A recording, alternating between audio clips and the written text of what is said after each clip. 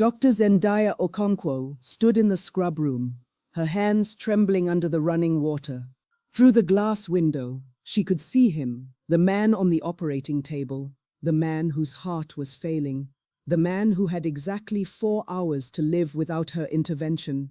Her father, the same man who 15 years ago looked her in the eyes while she was dying and said, "I can't risk it." Now she held his life in her hands. And for the first time in her surgical career, Dr. Zendaya Okonkwo didn't know if she wanted to save her patient.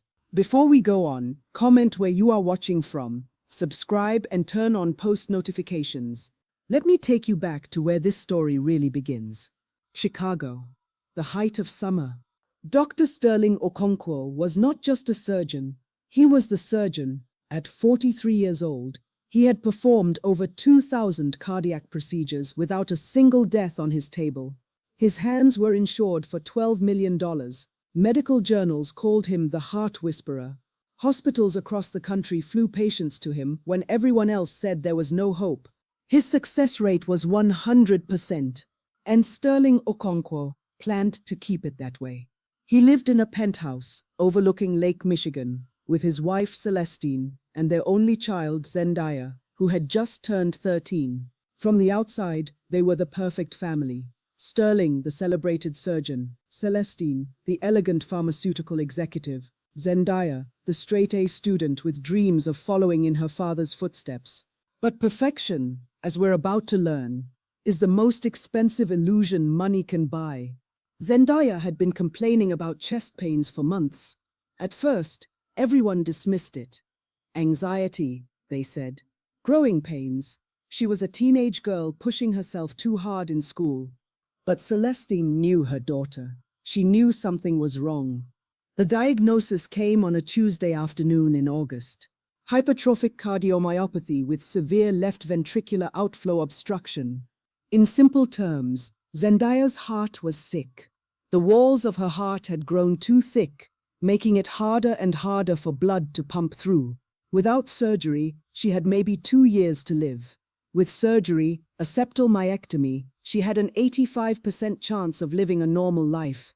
85%. To most people, those are incredible odds.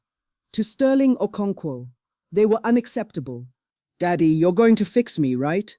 Zendaya asked this question while sitting on her hospital bed, still in her school uniform. She hadn't even had time to change when her mother rushed her to the emergency room. Her box braids were tied back with a yellow scrunchie. She was clutching a worn copy of Grey's Anatomy, not the TV show, the actual textbook. She'd been reading it since she was 11. Sterling couldn't look at her.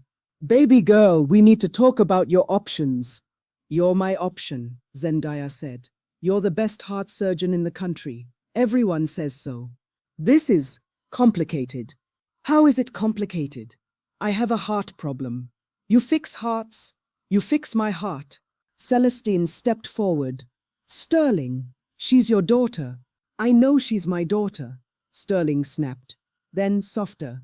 "That's exactly the problem." Here's what Sterling Okonkwo told his family that night. Performing surgery on family members was ethically complicated. His emotional attachment could compromise his judgment. Other surgeons were qualified.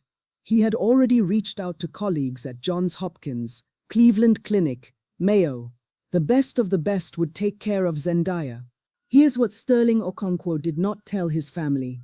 Her case was risky. A 15% chance of failure meant a 15% chance of death, and if Zendaya died on his table, his daughter, his only child, his perfect record would be destroyed.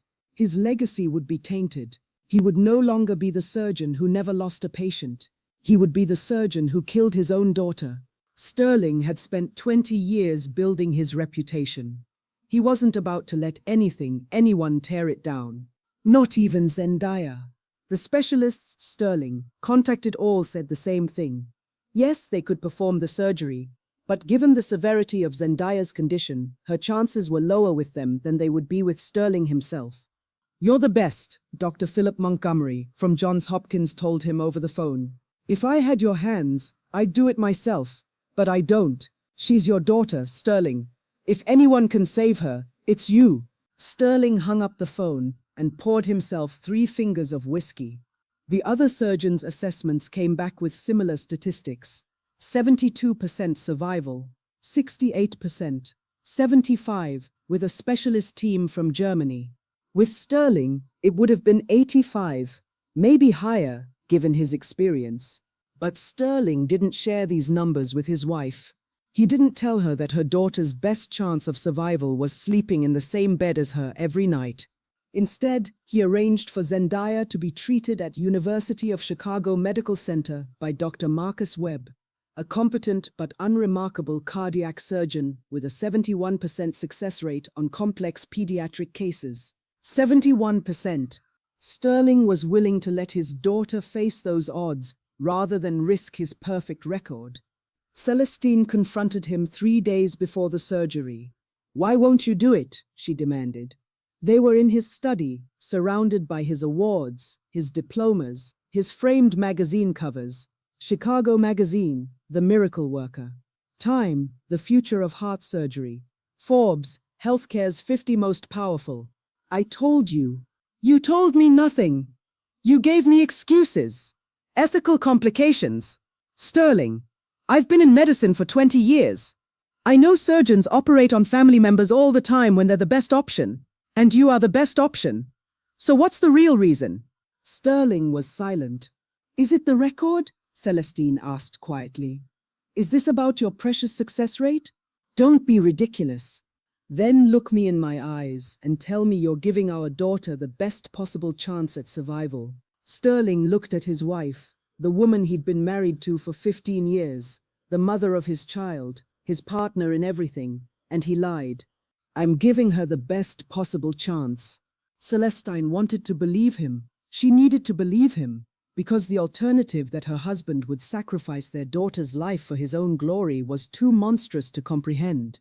The surgery was scheduled for September 15th, 2009. On September 14th, something happened that would change everything. Zendaya overheard her parents fighting.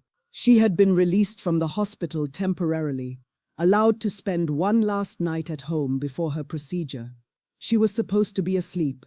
Instead, she had crept downstairs to get water and heard her father's voice through his study door. "The Webb surgery is the right call. I've made my decision." "Your decision? Our daughter is on the line, and you made this decision alone?" "I'm the expert here, Celestine. I know what's best." "Do you?" "Because I spoke to Dr. Montgomery today. He told me something interesting. He said he begged you to reconsider. He said Zendaya's survival rate drops by nearly 15% with anyone other than you." 15%, Sterling. That's a 1 in 7 chance that our daughter dies because you're too proud to pick up a scalpel. Silence. Then Sterling's voice, cold and clinical. "The risk to my career is too substantial. If something goes wrong..." "Your career," Celestine's voice cracked. "You're choosing your career over your child. You don't understand the pressure I'm under. The expectations. I've spent my entire life building something meaningful, something lasting. I'm supposed to throw that away?" "She's 13 years old. She wants to be just like you. She worships you. And she'll continue to worship me from a distance if this surgery fails. But if I'm the one who I can't live with that, I won't." Outside the door, Zendaya's water glass slipped from her fingers and shattered on the hardwood floor. The door swung open. Father and daughter stared at each other. "Daddy?" Zendaya's voice was barely a whisper. You won't save me?" Sterling's face went through 17 different expressions in 3 seconds. Shock, guilt, shame, and finally, something that looked almost like relief. Relief that the truth was finally out. "Zendaya, it's not that simple." "Yes, it is." Tears were streaming down her face now. "You're my father. You're supposed to protect me. That's what fathers do." "I am protecting you. The best surgical teams in the country." "You're protecting yourself." Zendaya screamed. "I heard you. You said your career was too important. Your record was too important. I'm your daughter, and I'm not as important as a number." "Zendaya, I hate you." The words came out flat. "Dead." I hope I die tomorrow. I hope I die and you have to live with knowing you could have saved me. She turned and ran upstairs. Sterling didn't follow her. That was the last real conversation Zendaya Okonkwo would have with her father for 15 years. The surgery with Dr. Webb did not go well. 2 hours into the procedure, Zendaya went into cardiac arrest. Her heart stopped for 4 minutes and 17 seconds. The surgical team managed to revive her, but the original operation couldn't be completed. She was too unstable. Dr. Webb closed her up and delivered the news to Celestine in the waiting room. We couldn't finish the procedure. The obstruction is still there. Without intervention, she has maybe 6 months. I'm sorry. Celestine collapsed. Sterling wasn't there. He was in Los Angeles, giving a keynote speech at a medical conference. He received the news by text message. But here's where the story takes its first unexpected turn. Dr. Webb, though not the best surgeon in the world, was a deeply compassionate man. He had a daughter of his own, around Zendaya's age, and he couldn't accept that this brilliant young girl with dreams of becoming a surgeon herself was going to die because her own father was too cowardly to save her. He made some calls. 3 days later, Celestine received a visit from Dr. Imani Washington, a researcher from Stanford who was conducting clinical trials on a revolutionary new cardiac procedure. It was experimental. It had never been performed on a pediatric patient. The survival rate was completely unknown. But it was Zendaya's only chance. We call it transcatheter septal ablation, Dr. Washington explained. Instead of open heart surgery, we use a catheter to inject alcohol into the septal artery, which causes the overgrown tissue to shrink. It's minimally invasive. The recovery time is weeks instead of months. And based on our preliminary data, we believe it could work for your daughter. What's the survival rate? Celestine asked. We don't have enough data to give you a number. I won't lie to you, Mrs. Okonkwo. This is experimental. Your daughter would be the youngest patient we've ever attempted this procedure on. She could die on the table. She could have a stroke. She could suffer permanent damage. But she could also live. Celestine looked at her daughter, lying in the hospital bed, pale and weak and barely conscious. Do it, Celestine said. Sterling, when informed of the decision, objected strenuously. It's untested. It's irresponsible. I won't allow it. Celestine's response was simple. You lost the right to make decisions about her care when you chose your reputation over her life. I'm her mother. This is happening. She filed for divorce the following week. The experimental procedure took place on October 3rd, 2009. It lasted 6 hours. And when Dr. Imani Washington emerged from the operating room, she was smiling. She's going to live. Zendaya Okonkwo had survived. But the father-daughter relationship, that was dead beyond resuscitation. Recovery was brutal. Zendaya spent 3 months in rehabilitation, relearning how to walk, how to breathe without pain, how to live with a heart that had been through trauma. Her mother was by her side every moment. Her father sent flowers. A single bouquet of white roses with a card that read, "Glad you're recovering. Sterling." Zendaya threw them in the trash without reading the card. The divorce was finalized by Christmas. Celestine got full custody, the house in Chicago, and a settlement that ensured Zendaya would never want for anything. Sterling got to keep his reputation, his penthouse, and his perfect record. He also got visitation rights. He never used them. Zendaya poured every ounce of her pain, her rage, her betrayal into her studies. She graduated high school at 16. She finished her undergraduate degree at Northwestern in 3 years. She was accepted into Harvard Medical School at 20. She chose cardiology. She chose surgery. She chose to become better than him. Why cardiac surgery? Her advisor asked during her residency interview. It's one of the most demanding specialties. The hours are brutal. The pressure is immense. Zendaya's answer was simple. Because someone I trusted once told me that some hearts were too risky to save. I want to prove him wrong. She never mentioned her father by name. She never had to. By 28, Dr. Zendaya Okonkwo had published 15 papers on advanced cardiac procedures. By 30, She had developed 3 new techniques for high-risk surgeries that were being adopted by hospitals worldwide. By 32, she was head of cardiothoracic surgery at Massachusetts General Hospital, the youngest department head in the hospital's 200-year history. And her success rate? 100%. Just like her father. The medical world began calling her the miracle maker.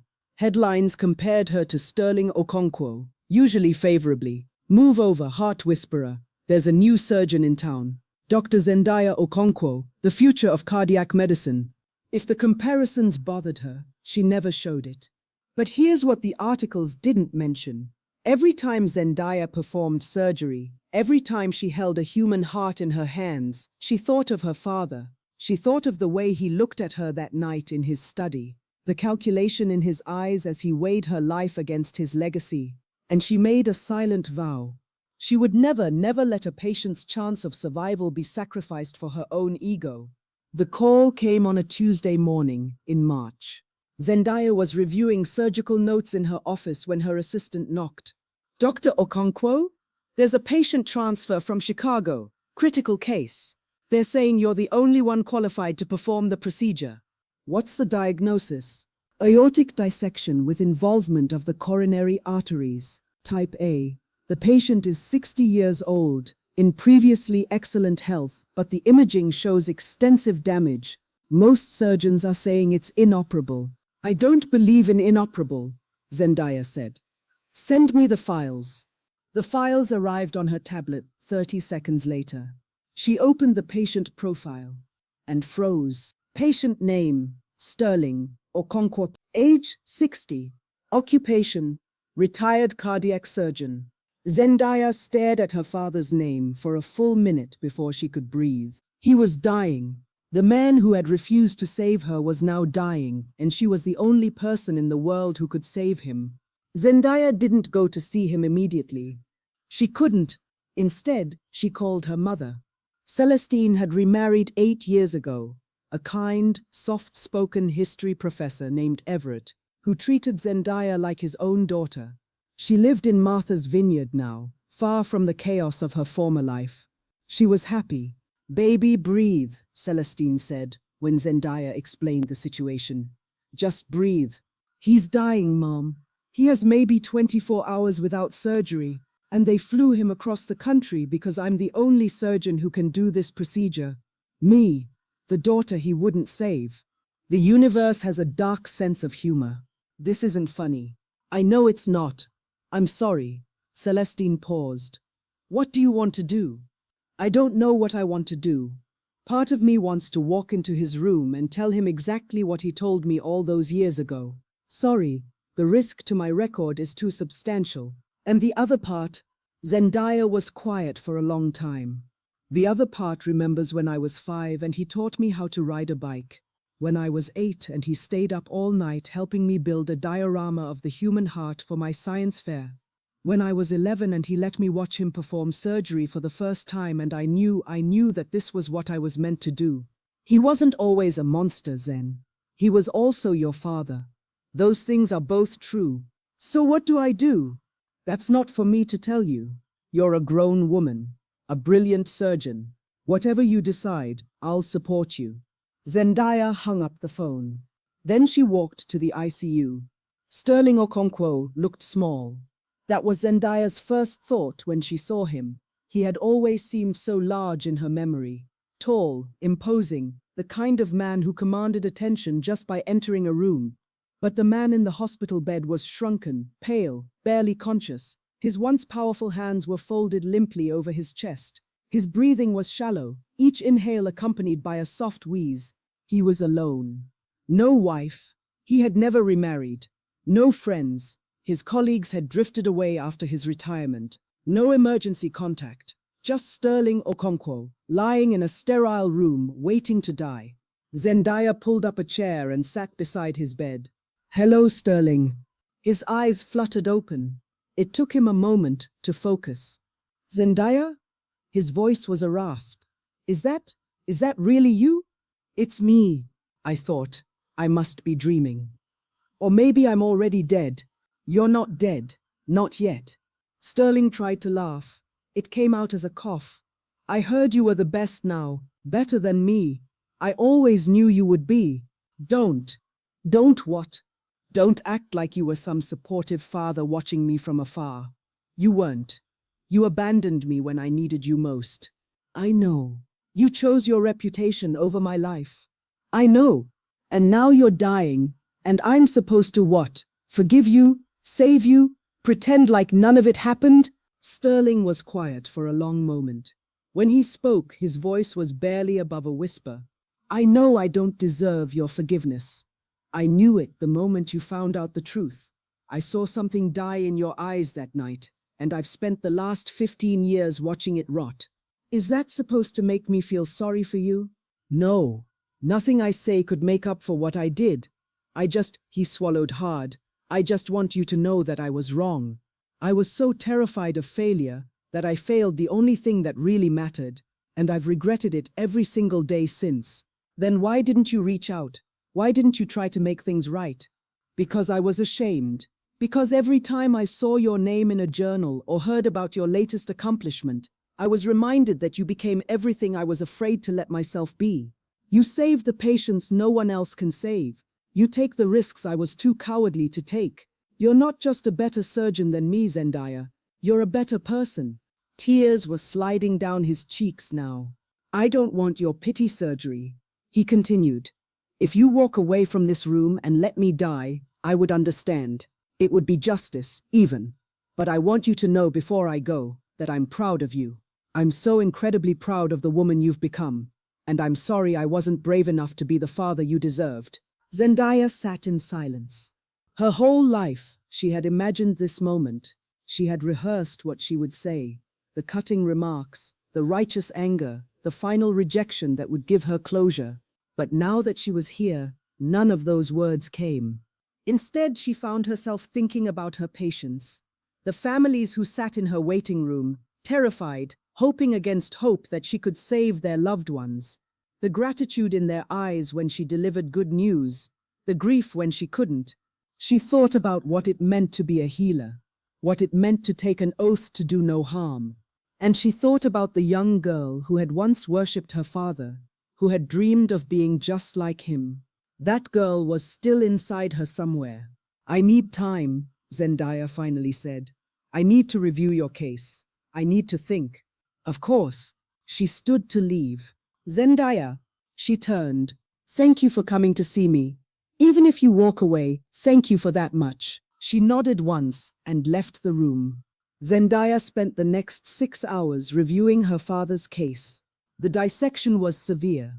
The damage to his coronary arteries was extensive. Any surgeon who attempted this procedure faced a significant risk of failure. The estimated success rate was somewhere around 65%. 65%. The same odds her father had rejected for her all those years ago. She could refuse. No one would blame her. She could cite the same ethical concerns about operating on family members that her father had used. She could transfer his case to another surgeon, someone good, but not the best. She could let him experience exactly what he had put her through. It would be poetic justice. It would also make her exactly like him. And that was something Zendaya Okonkwo refused to become. She walked into the ICU at midnight. Prep or 3, she told her team. We're operating at dawn. The operating room was silent except for the steady beep of the heart monitor. Zendaya stood at the table, her hands steady, her mind clear. Around her, her team moved with practiced precision. Nurses, anesthesiologists, surgical assistants, all the best in the field. Scalpel. The cool metal touched her palm. She looked down at her father's chest, exposed and vulnerable. I'm going to save you, she said quietly, so quietly that only she could hear. Not because you deserve it, not because I've forgiven you, but because this is who I am. This is who you taught me to be before you forgot it yourself. She made the first incision. The surgery lasted 9 hours. Halfway through, Sterling's blood pressure dropped dangerously low. An assistant suggested they close him up, that the damage was too extensive, that they were fighting a losing battle. Zendaya refused. We're not losing him. Not on my table. Everyone, focus. We're seeing this through. 7 hours in. A bleeder appeared that hadn't shown up on the imaging. Zendaya clamped it, repaired it, and kept going. 8 hours in, his heart stopped. Paddles, Zendaya shouted, charging to 200. Clear, 1 shock. Nothing. Charging to 300. Clear, 2 shocks. Nothing. Again, clear. On the 3rd shock, Sterling's heart stuttered back to life. We've got a rhythm, the anesthesiologist announced. Then let's finish this, Zendaya said. At 3:17 p.m., after 9 hours and 23 minutes of surgery, Dr. Zendaya Okonkwo stepped back from the table. Close him up, she said. He's going to make it. Sterling woke up 3 days later. Zendaya was sitting in the chair beside his bed, just as she had been the first time. But something was different now. The tension in her shoulders had eased. The hard edge in her eyes had softened. You saved me, Sterling whispered. Yes. Why? Zendaya considered the question for a long moment.